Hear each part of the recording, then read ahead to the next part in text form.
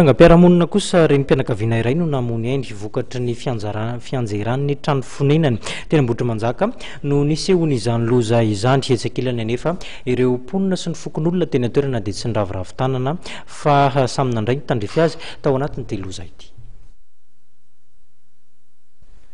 Trano iray no nirodana teny Ambohitrimanjaka fokontany Beloa ny omaly ariva ary renim-pianakaviana iray no namony ainy nandritra izany.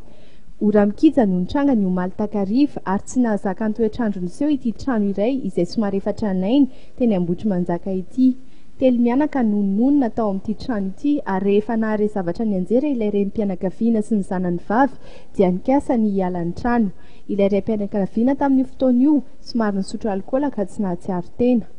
Tamin'ny voalohany aloha zany dia efa nandeha tsy nampozina mihitsy zany le izy hoe nijery satria nandeha foana nandeha tonga zany le rindrina dia nandeha fotsiny moramora dia izay zany efa fantatra dia aveo zany le izy efa tena rota efa irodana dia efa saingy andeha zay dia kinanjo moa nisy le vadaneninay amin'izao zany dia ozy izy hoe dia ndao dia efa tenena zany izy hoe andao andeha dia mbola tsy nety zany izy mbola lozany anahana teo ihany tsy fantatra izy na naninona dia ozy zany zay sy neninay hoe andao eo dia nary dia sitoma avario fa io fahatetiny efa rahatsika dia teo zany neninay dia tonga dia sy nianjera tampoka le trano dia tonga neninay dia voatsena le fotaka tao tsy fantatra zany na hoe tena voniny eo lohany ve no vo na inona no vonina tonga nazy nafaty azy fa izaho zany mipetraka teo ambony fandriana no nitototra le tany dia nitapako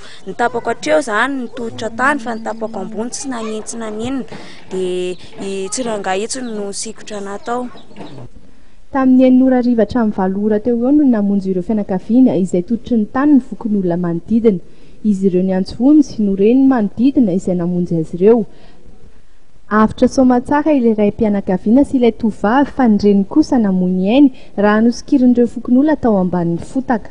Entanina araka izany ny tsirairay mba hifindra monina avy hatrany raha ahina hiotsaka ny trano.